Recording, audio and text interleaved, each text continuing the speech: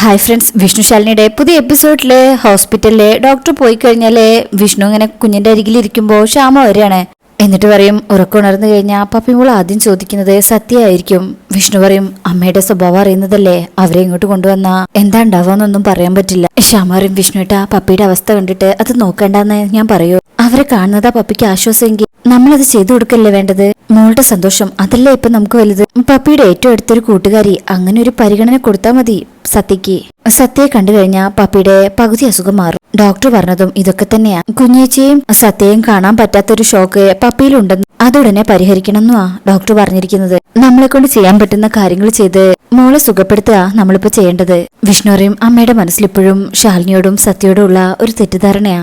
അവരാണ് പപ്പിക്ക് ഇങ്ങനെ അപകടം ഉണ്ടാക്കുന്നൊക്കെ പറയുന്നത്. ഇനി ഹോസ്പിറ്റലിൽ വെച്ചൊരു വഴക്കുണ്ടാക്കണ്ടെന്ന് വെച്ചിട്ടാ. നോക്കട്ടെ, ഇനി ആലോചിച്ചിട്ട് എന്താന്ന് വെച്ചാ ചെയ്യാം. ശ്യാമറി അങ്ങനെ വിഷ്ണുക്കും പുറത്തുനിന്ന് എന്തെങ്കിലും വാങ്ങിക്കാനുണ്ടോ, മെഡിസിൻ എന്തെങ്കിലും? ശ്യാമറി ഇല്ല.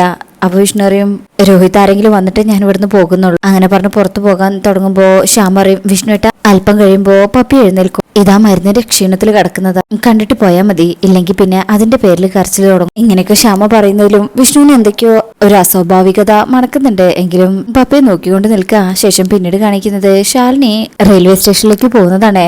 കാറിലിരുന്നും ശാരദാമ്മ വിചാരിക്കും, ഞാൻ വിളിച്ചിട്ട് വിഷ്ണുമാൻ ഫോൺ എടുക്കുന്നില്ലല്ലോ ദൈവമേ, ഈ യാത്രയുടെ കാര്യങ്ങളൊന്നും അവൻ അറിഞ്ഞിട്ടുമില്ല. അറിഞ്ഞാൽ ഈ യാത്ര തടയുന്ന ശാലിനിക്ക് അറിയാം. അതുകൊണ്ട് തന്നെയാ വിഷ്ണു അറിയരുതെന്ന് ശാലിനി ശാഠ്യം പിടിക്കുന്നത്. എന്നേക്കുമായിട്ട് നാടും വീടും വിട്ടുള്ള യാത്രയാണല്ലോ ദൈവമേ. ശാലിനിയുടെ മുഖത്തും നല്ല സങ്കടമുണ്ട്. പുറത്ത് കാണിക്കുന്നത് ഇല്ലെങ്കിലും ശാരദാമ്മയ്ക്ക് മനസ്സിലാവും. അങ്ങനെ സത്യയെ നോക്കുമ്പോ സത്യ നല്ല സന്തോഷത്തില് ടൂറിലാണെന്നാണല്ലോ കരുതിയിരിക്കുന്നത്. സത്യയുടെ മുഖത്ത് മാത്രം സന്തോഷം, പക്ഷെ അവള് കരുതിയിരിക്കുന്നത് ടൂറ് പോകാണെന്നല്ലേ. പക്ഷെ അവളറിയും അവളുടെ ബെസ്റ്റ് ഫ്രണ്ടിനെയും അവളുടെ ബിഗ് ഫ്രണ്ടിനെയും ഇനി ഒരിക്കലും കാണാൻ കഴിയില്ലെന്നറിയുമ്പോ അവള് തകരും. പിടിച്ചു നിൽക്കാനാവില്ല ആ കുഞ്ഞു മനസ്സിന്. ഈ സമയം ശാലിനി മനസ്സിൽ വിചാരിക്കും, വിഷ്ണുവേട്ടാ പറയാതെ പോകുന്നതിന് മാപ്പ്, അറിയിച്ചാൽ വിടില്ലെന്നറിയാം. സത്യാമ്മയ്ക്ക് മുന്നിൽ നമ്മൾ എന്നും ഇങ്ങനെ രണ്ട് ധ്രുവങ്ങളായി കഴിയേണ്ടവരാ. സ്വപ്നങ്ങൾ കാണാൻ വിധിക്കപ്പെട്ടവർക്ക് ദൂരെ രണ്ട് സ്ഥലങ്ങളിൽ നിന്ന് സ്വപ്നങ്ങൾ കാണാവുന്നതാണല്ലോ. അതിനാർക്കും വിലക്ക് ഏർപ്പെടുത്താനാവില്ലല്ലോ. തമ്മിൽ കാണണമെന്നുള്ളൊരു കാര്യവും വരുന്നില്ല. പരസ്പരം ഓർമ്മകൾ ഉണ്ടായാൽ മതി. ഇത്രയും കാലം നമ്മൾ ചെയ്തതും അതുതന്നെയല്ലേ, പരസ്പരം കാണാതെ പ്രണയിക്കുക. ഇങ്ങനൊരു യാത്ര പോകുന്നുണ്ടെങ്കിലും എന്റെ മനസ്സ് മുഴുവനും വിഷ്ണുവേട്ടന്റെ അടുത്താ. എനിക്കിപ്പോ എന്റെ ശരീരം മാത്രമേ ഇവിടുന്ന് കൊണ്ടുപോകാൻ പറ്റുന്നുള്ളൂ. മനസ്സ് എത്രയ്ക്ക് കെട്ടി വലിച്ചു നോക്കിയിട്ടും പറ്റുന്നില്ല. അതിന്റെ കാരണം എന്നെ വിഷ്ണുവേട്ടൻ ആഴത്തിൽ സ്നേഹിക്കുന്നുണ്ടെന്ന്, എനിക്കും അതിലേറെ ഞാനും സ്നേഹിക്കുന്നുണ്ടെന്ന് വിഷ്ണുവേട്ടനും അറിയാം. പക്ഷെ എന്നിട്ടും നമ്മൾ എന്താ വിഷ്ണുവേട്ടാ ഇങ്ങനെയായി പോയത്? നമ്മുടെ ജീവിതം മാത്രം എന്താ ഇങ്ങനെ ഒരു തീരത്തും എത്തിപ്പെടാതെ പോയത്? ഒഴുകുകയാണ്, ഒരെത്തും പിടിയും ഇല്ലാതെ പോവുകയാണ്. ഈ ദിശയിൽ പോയാൽ എനിക്ക് എന്റെ വിഷ്ണുവേട്ടനെ ഇനി കാണാൻ പറ്റില്ല. പോവാണ് എല്ലാം ഉപേക്ഷിച്ച്. കാണാൻ മറയത്തിരുന്ന് നമുക്കിനി പ്രണയിക്കാം എന്നിങ്ങനെ സങ്കടത്തിൽ പറയുമ്പോ ശാരദാമ്മയ്ക്ക് മനസ്സ് വായിക്കാൻ പറ്റുന്നുണ്ട്. ശേഷം ശാലിനി സത്യയെ നോക്കിയിട്ട് വിചാരിക്കും, പാവം ടൂറ് കഴിഞ്ഞ് തിരികെ വരുന്നുള്ള പ്രതീക്ഷയില്ല. ഇതൊരു പറിച്ചു നടലാണ് മോളെ. മറ്റൊരു നാട്, നാട്ടുകാര്, മറ്റൊരു ഭാഷ, എല്ലാം ഒന്നിൽ നിന്ന് തുടങ്ങുക. പുതിയ ജീവിത രീതി, പുതിയ കൂട്ടുകാർ. ആദ്യം കുറച്ച് ബുദ്ധിമുട്ടുണ്ടാവും, പിന്നെ എല്ലാം ശരിയാവും. ശരിയായില്ലെങ്കിൽ എല്ലാം ശരിയാണെന്ന രീതിയിൽ മനസ്സിനെ പറഞ്ഞു പഠിപ്പിച്ച് നമുക്ക് മുന്നോട്ട് പോകേണ്ടി വരും. എന്നാലും ഇനി ഇങ്ങോട്ടേക്കൊരു മടങ്ങി വരവില്ല. ഇങ്ങനെ ആലോചിക്കുന്ന സമയത്തായിരിക്കും സത്യ പറയുന്നത്, അമ്മേ എന്റെ ഫോണൊന്നും ഇങ്ങ് തന്നേ, ഞാൻ ടൂറിന് പോകുന്ന കാര്യം പപ്പിയോടൊന്ന് വിളിച്ച് പറയട്ടെ. ശാരദാമ്മയ്ക്ക് ഒരു പ്രതീക്ഷയുണ്ട്. ശാലിനി മൈൻഡ് ചെയ്യുന്നില്ല.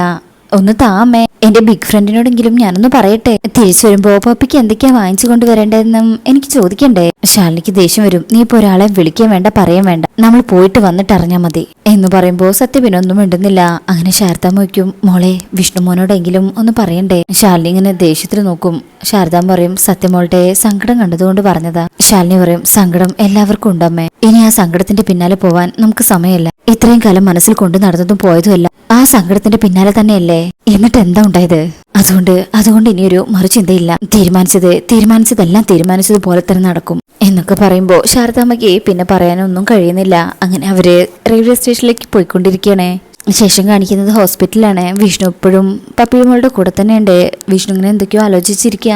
പപ്പി പതിയെ കണ്ണു തുറക്കും. ഇങ്ങനെ മൂളലൊക്കെ കേൾക്കുമ്പോ വിഷ്ണുവിന് നല്ല സന്തോഷമാവുന്നുണ്ട്. വിഷ്ണു അപ്പോഴാ കാണുന്നത് പപ്പിമോളെ വിഷ്ണു അച്ഛാ എന്ന് വിളിക്കുമ്പോ വിഷ്ണു നെറ്റിയിലൊരു ഉമ്മ കൊടുക്കും. ഈ കാഴ്ച കണ്ടായിരിക്കും ശ്യാമ വരുന്നത്. ശ്യാമ ഓടി വരും. വിഷ്ണുയ്ക്കും മോളെ ഇപ്പൊ കുഴപ്പമൊന്നുമില്ലല്ലോ, ശ്യാമയ്ക്കും ഉണർന്നായിരുന്നോ? മോളെ വിശക്കുന്നുണ്ടോ? ദാ ഈ മരുന്ന് കഴിക്കും, ഇത് ഭക്ഷണത്തിന് മുമ്പ് കഴിക്കാനുള്ളതാ, എന്നിട്ട് നമുക്ക് ഭക്ഷണം കഴിക്കാം എന്ന് പറഞ്ഞ് കൊടുക്കുമ്പോ എനിക്ക് വേണ്ട എന്ന് പറഞ്ഞ് ശ്യാമയുടെ കൈ അങ്ങ് തട്ടിക്കളയും. അപ്പൊ വിഷ്ണുവിന്റെ അടുത്ത് പപ്പി ചോദിക്കും, ചേച്ചിയമ്മയും സത്യയും വന്നില്ലേ വിഷ്ണു അച്ഛ? അപ്പൊ വിഷ്ണു ഇങ്ങനെ ശ്യാമയെ നോക്കുകയാണേ. അങ്ങനെ വിഷ്ണു പറയും, അവര് വരും, എനിക്ക് അവരോട് മാപ്പ് പറയണം വിഷ്ണു അച്ഛ, ഒരുപാട് വഴക്ക് പറഞ്ഞു അവരെ സത്യമ്മ, അത് ഞാൻ കാരണല്ലേ, അതുകൊണ്ട് അവരോട് രണ്ടുപേരോടും എനിക്ക് സോറി പറയണം. വിഷ്ണു പറയും, അത് പറയാലോ, നമ്മൾ ഹോസ്പിറ്റലിൽ നിന്ന് ഡിസ്ചാർജ് ആയി വീട്ടിൽ ചെന്നിട്ട് ഫോണിലൂടെയും അവരോട് പറയാൻ പറ്റുമല്ലോ. അത് പറ്റില്ല വിഷ്ണു അച്ഛ, എനിക്കിപ്പൊ തന്നെ അവരെ കാണണം എന്ന് പറഞ്ഞ് പപ്പിയോട് ഞങ്ങൾ എഴുന്നേൽക്കും. ശ്യാമയും വിഷ്ണു കൂടെ അവിടെ കിടത്തണേ. മോളെ എഴുന്നേക്കല്ലേ, അത് വിഷ്ണുവായിട്ട് സെറ്റാക്കി തരാം, ഉറപ്പ്. നല്ല മോളല്ലേ, വിഷ്ണു അച്ഛനെ മോൾക്ക് വിശ്വാസമില്ല, അതുകൊണ്ട് നല്ല പപ്പിക്കുട്ടിയല്ലേ, മരുന്ന് കഴിക്കേ. എനിക്ക് വേണ്ടെന്ന് പറഞ്ഞില്ലേ എന്ന് പറഞ്ഞ് വാശി പിടിക്കും. അപ്പൊ ശ്യാമ പറയും, അവളിങ്ങനെ പറയുന്നതില് ഒരു തെറ്റുമില്ല വിഷ്ണുവേട്ടാ, കുഞ്ഞേച്ചി ഇവിടെ വന്നത് പപ്പിയുടെ ജീവൻ രക്ഷിക്കാൻ വേണ്ടിയിട്ടായിരുന്നു. കുഞ്ഞേച്ചി ഇല്ലായിരുന്നെങ്കിൽ ഇന്നിപ്പോ പപ്പി ഉണ്ടാവില്ലായിരുന്നു. വിഷ്ണു എന്താ പറയണെന്ന് അങ്ങ് മനസ്സിലായിട്ടില്ല. ശാലിനി, ശ്യാമ പറയും, പപ്പി ഇന്ന് ജീവനോടെ ഇരിക്കുന്നതിന് കാരണം എന്റെ കുഞ്ഞേച്ചിയാ. കുഞ്ഞേച്ചി ബ്ലഡ് കൊടുത്തില്ലായിരുന്നെങ്കിൽ പപ്പിയോടൊന്നും ഉണ്ടാവില്ലായിരുന്നു. ഇത് കേൾക്കുമ്പോ വിഷ്ണു അങ്ങ് ഞെട്ടും. അപ്പോ പേര് വെളിപ്പെടുത്താതെ വന്ന ആ ബ്ലഡ് ഡോണർ ആയിട്ട് വന്നത് ശാലിനി ആയിരുന്നോ? ശ്യാമ പറയും, അല്ലാതെ പിന്നെ ഈ റെയർ ബ്ലഡ് ഗ്രൂപ്പ് ആര് തരാനാ? ശ്യാമയ്ക്കും എന്നിട്ട് ഈ കാര്യം എന്താ നീ നേരത്തെ പറയേണ്ടിരുന്നത്? അതറിഞ്ഞിരുന്നെങ്കില് അമ്മ ശാലിനി അപമാനിച്ചു വിടുമായിരുന്നോ? ശ്യാമ പറയും, കുഞ്ഞേച്ചി തന്നെയാ പറഞ്ഞത് പറയണ്ടാന്ന്.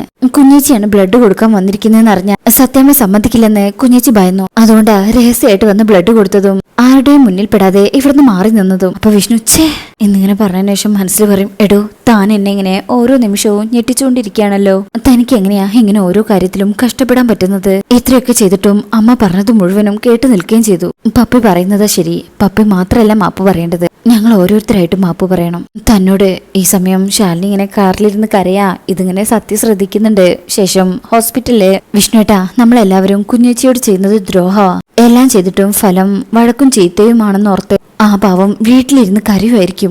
വിഷ്ണു പറയും, എന്നും അങ്ങനെ തന്നെയായിരുന്നല്ലോ, തെറ്റെയ്യാത്ത ശാലിനിയാ എപ്പോഴും ശിക്ഷിക്കപ്പെടുന്നത്. ശ്യാമ പറയും, അതിന് നമ്മൾ കൂടെ ഭാഗമാവുമ്പോഴാ അത് കൂടുതൽ വേദനയാക്കുന്നത്. എല്ലാം ഉള്ളിലൊതുക്കി എന്റെ കുഞ്ഞേച്ചി പോയത് ഇപ്പോഴും എന്റെ മനസ്സിലുണ്ട്. ചങ്ക് പൊട്ടിക്കൊണ്ടാ ആ പാവം ഇവിടുന്ന് പോയത്. അപ്പോഴേക്ക് പപ്പി എഴുന്നിട്ട് പറയും, എനിക്ക് ചേച്ചിയമ്മയും സത്യനെയും ഇപ്പൊ തന്നെ കാണണം എന്ന് പറഞ്ഞ് എഴുന്നേൽക്കുമ്പോ വിഷ്ണു പറയും, പപ്പി മോളെ എഴുന്നേൽക്കല്ലേ എന്ന് പറഞ്ഞ് അവിടെ കിടത്തിയിട്ട് പപ്പിയെ പറഞ്ഞ് സമാധാനിപ്പിക്കുക. വിഷ്ണു അച്ഛാ അവരെ പോയി കൂട്ടിക്കൊണ്ടു വാ, അല്ലെങ്കിൽ ഞാൻ മരുന്നും കഴിക്കില്ല ഭക്ഷണവും കഴിക്കില്ല. വിഷ്ണു പറയും, വിഷ്ണു അച്ഛൻ ഇപ്പൊ തന്നെ അവരെ പോയി കൂട്ടിക്കൊണ്ടുവരാം. മോളാദ്യം മരുന്ന് കഴിക്കേ, ഈ മുറിവൊക്കെ ആദ്യം ഉണങ്ങണ്ടേ. അപ്പോഴും പപ്പി പറയും, വേണ്ട ചേച്ചിയമ്മയും സത്യയും വരണം, അവർ രണ്ടുപേരെ എനിക്ക് കാണണം, ഞാൻ എന്തെങ്കിലും ചെയ്യണമെങ്കിൽ അവരിങ്ങോട്ട് വരണം എന്നുള്ള വാശിയുടെ മുന്നില് വിഷ്ണു പറയും, ശരി വിഷ്ണു അച്ഛൻ പോയി അവരെ വിളിച്ചോണ്ട് വരാം എന്ന് പറഞ്ഞ് നെറ്റിലൊരു ഉമ്മ കൊടുക്കും. നല്ല കുട്ടിയായിട്ടിരിക്കണേ എന്ന് പറഞ്ഞിട്ട് അവിടുന്ന് പോകാൻ നോക്കുമ്പോഴായിരിക്കും ഫോണ് ചാർജിലിട്ട ഓർമ്മ. അത് പോയി എടുക്കുമ്പോഴും ഫോണിലേക്ക് നോക്കുന്നില്ല. ശ്യാമയോട് പറയും, അവരെ കൂട്ടിയേ ഞാൻ വരൂ എന്നുള്ള വിഷ്ണുവിന്റെ വാക്കില് കൊണ്ടുവരുന്നുള്ള വിശ്വാസത്തിലുമാണ് ശ്യാമയും ഇപ്പൊ പപ്പിയും നിൽക്കുന്നത്. ചേച്ചിയമ്മയും സത്യയും വരും അമ്മേ, വരും ഉറപ്പായിട്ടും വരും. അങ്ങനെ വിഷ്ണു ഹോസ്പിറ്റലിൽ നിന്ന് ഇറങ്ങിയിട്ടുണ്ട്. ഇതേ സമയം ശാലിനിയും ശാരദാമ്മയും സത്യയും അവിടെ റെയിൽവേ സ്റ്റേഷനിൽ എത്തിയിരിക്കുക. അവരിങ്ങനെ ഓവർ ബ്രിഡ്ജിന്റെ മുകളിലൂടെ നടന്നു പോവാണ്. ശാരദാമ്മ പിന്നിലാണുള്ളത്. ഇതേ സമയം ഹോസ്പിറ്റലിൽ നിന്ന് ഇറങ്ങുന്ന സമയത്ത് വിഷ്ണു ഒന്ന് ജസ്റ്റ് ഫോണിൽ നോക്കുമ്പോഴായിരിക്കും ശാരദാമ്മ വിളിച്ചിരുന്നല്ലോ, പപ്പിയുടെ വിവരം അറിയാൻ വേണ്ടിയിട്ടായിരിക്കും. ഇതിപ്പോ ഒരുപാട് തവണ വിളിച്ചിട്ടുണ്ടല്ലോ, എന്തെങ്കിലും കാര്യമില്ലാതെ വിളിക്കില്ല എന്ന് പറഞ്ഞ് ശാരദാമ്മേനെ തിരിച്ചു വിളിക്കണേ. ഇവരിങ്ങനെ നടന്നു പോകുമ്പോഴായിരിക്കും ഈ കോൾ വരുന്നത്. ഫോൺ റിങ് ചെയ്യുമ്പോൾ ശാരദാമ്മ പേടിക്കുന്നുണ്ട്. എന്ന് ശാലിനി ഇതൊന്നും ശ്രദ്ധിക്കുന്നില്ല. ശാലിനിയുടെ മനസ്സിലാകെ സങ്കടമാണുള്ളത്. അങ്ങനെ ശാലിനി കേൾക്കാത്ത രീതിയിൽ ശാരദാമ്മ ഫോൺ എടുത്ത് സംസാരിക്കുക. ഹലോ മോനെ. വിഷ്ണുവിന് ശാരദാമ്മേ ഇങ്ങോട്ട് വിളിച്ചിട്ടുണ്ടായിരുന്നല്ലേ? മോനെ വിളിച്ചിരുന്നു, ഒരു അത്യാവശ്യ കാര്യം പറയാൻ വേണ്ടി വിളിച്ചത്. അത് പിന്നെ ഫോണ് സൈലന്റ് ആയിരുന്നു, പിന്നെ ചാർജ് ചെയ്യാനും വെച്ചിരിക്കായിരുന്നു. പപ്പിക്ക് എങ്ങനെയുണ്ട് മോനെ? വിഷ്ണു പറയും, അത് നേരിട്ട് പറയേണ്ട കാര്യങ്ങളാ, ഞാൻ അങ്ങോട്ട് വരാം എന്നിട്ട് വിശദമായിട്ട് പറയാൻ കാര്യങ്ങള്. ശാരദാമ്മ പറയും, ഞാനത് പറയാനാ വിളിച്ചത്, ശാലിനിക്ക് ട്രാൻസ്ഫറാ. അപ്പൊ തന്നെ വിഷ്ണു അങ്ങ് ഞെട്ടും. ശാരദാമ്മ പറയും, അഹമ്മദാബാദിലേക്ക് അവള് ചോദിച്ചു വാങ്ങിച്ച ട്രാൻസ്ഫറാ. വിഷ്ണു അങ്ങ് ഞെട്ടും, അഹമ്മദാബാദിലേക്കോ? ഇനി ഇങ്ങോട്ട് തിരിച്ചില്ലെന്നുള്ള രീതിയിലാ അവള് തീരുമാനം എടുത്തിരിക്കുന്നത്. ഞങ്ങള് റെയിൽവേ സ്റ്റേഷനിലാ, ട്രെയിന് വരാറായെന്ന് തോന്നുന്നു. വിഷ്ണുവിന് ഇതൊക്കെ കേൾക്കുമ്പോ സങ്കടവും ദേഷ്യവും ഞെട്ടലൊക്കെ ഉള്ള ഒരു ഭാഗത്തിൽ ഇങ്ങനെ നിൽക്കുക. ശാരദാമ്മ പറയും, മോൻ പപ്പിമോളോട് പറഞ്ഞേക്കണേ, അവളോടും ശ്യാമയോടും യാത്ര പറഞ്ഞിട്ട് പോകാത്തതിലെ സങ്കടമുണ്ട് കേട്ടോ. പിന്നെ മോനെ പോലും അറിയിക്കരുതെന്നാ ശാലിനി പറഞ്ഞത്. ഞാനിപ്പോ അവളറിയാതെയാ ഈ സംസാരിക്കുന്നത്. വിഷ്ണുക്കും ശാരദാമ്മേ ഞാൻ അത്രത്തോളം വെറുക്കപ്പെട്ടവനായോ? അല്ല മോനെ. വിഷ്ണുക്കും അല്ല, നിങ്ങളിപ്പോ ഏത് സ്റ്റേഷനിലാ? ശാരദാമ്മ അതൊക്കെ ഇങ്ങനെ പറഞ്ഞു കൊടുക്കും. വിഷ്ണു പറയും, ശരി ഞാനിപ്പോ അങ്ങോട്ട് വരാം. അപ്പോഴായിരിക്കും ശാലിനി അങ്ങ് തിരിയുന്നത്. ശാരദാമ്മ ഫോണിൽ ഇങ്ങനെ സംസാരിച്ചുകൊണ്ട് നിൽക്കുന്ന കാണുമ്പോ, അമ്മ ആരോടെ ഈ ഫോണിൽ സംസാരിക്കുന്നത്? അത് പിന്നെ ഹോട്ടലിൽ നിന്നാണ് മോളെ.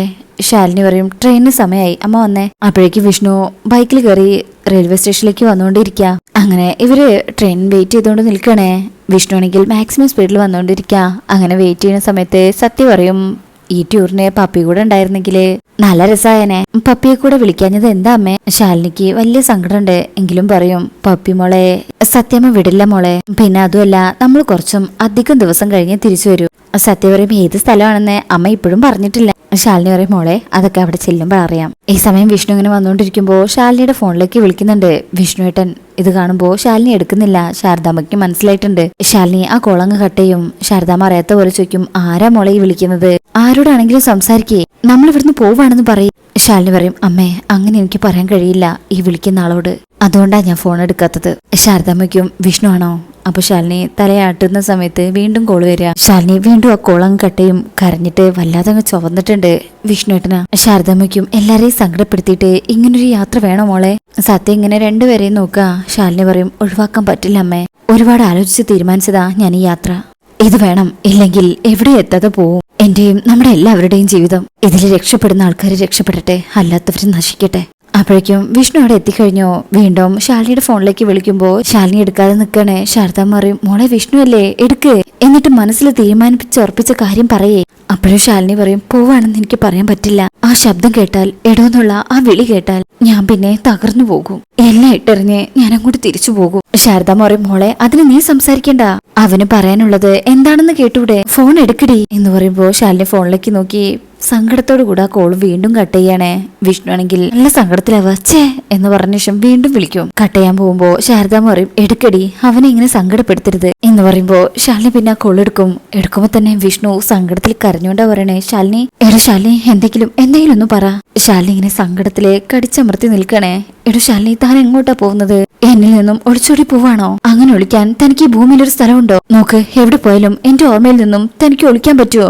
പറ്റുമെങ്കിൽ പോ, ഏത് പാതാളത്തിലേക്കാണെങ്കിലും താൻ പോ എന്നിങ്ങനെ പറയുമ്പോ ശാലിനിയുടെ സങ്കടം ഇരട്ടിയാവണേ. ശാലിനി ഫോണിലൂടെ ഇങ്ങനെ കരയും. അപ്പോ ഇങ്ങനെയൊക്കെയാണ് ഈ ഭാഗത്തുള്ളത്. പിന്നെ അതിന്റെ അടുത്ത ഭാഗത്തുള്ള പ്രൊമോയിലുള്ളത് ശാലിനി ഇങ്ങനെ നിന്ന് കരയുമ്പോ സത്യയ്ക്കും, എന്തിനാ അമ്മ ഇങ്ങനെ കരയുന്നത്, നമ്മള് ടൂർ പോവല്ലേ? ഇതേ സമയം വിഷ്ണുവിനെ വണ്ടിയായിട്ട് റെയിൽവേ സ്റ്റേഷനിലേക്ക് പോകാൻ പറ്റുന്നില്ല, എന്തോ ചെക്കിംഗ് ഉണ്ടെന്ന് നേരത്തെ രാമേട്ടൻ പറഞ്ഞിരുന്നല്ലോ. അത് കാരണം വിഷ്ണു വണ്ടിയുടെ സ്റ്റൈഡാക്കിയിട്ട് റെയിൽവേ ട്രാക്കിലൂടെ ഓടുകയാണേ.